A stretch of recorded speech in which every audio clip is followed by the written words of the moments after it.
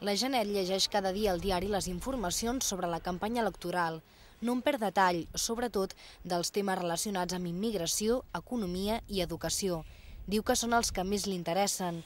Coneix els candidats i les seves propostes, però diumenge es quedarà a casa i no votarà.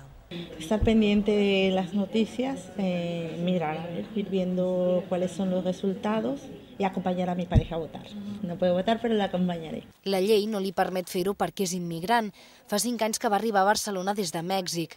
Diu que treballa, que paga impostos i que fa la declaració de la renda, i això hauria de donar-li els mateixos drets que la resta de ciutadans. Como persona que resido, que he establecido aquí mi hogar, que he decidido laboralmente trabajar aquí, integrarme, tener nuevas amistades, tener amigos, pues creo que es importante que también se reconozcan los derechos como las obligaciones.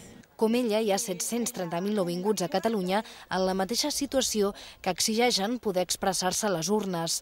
Avui ho han demanat amb paperetes simbòliques, les úniques que tindran a les mans aquesta setmana.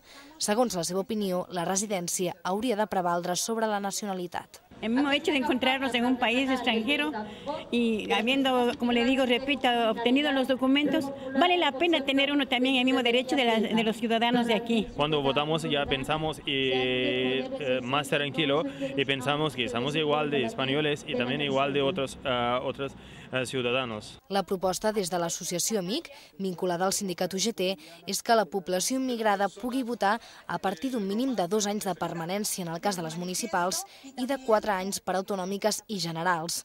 Asseguren que cal normalitzar la situació i equiparar-la a altres àmbits com els consells escolars o els sindicats, on els immigrants sí poden escollir i ser escollits. Un enfocament de la ciutadania basat en la residència material i establiment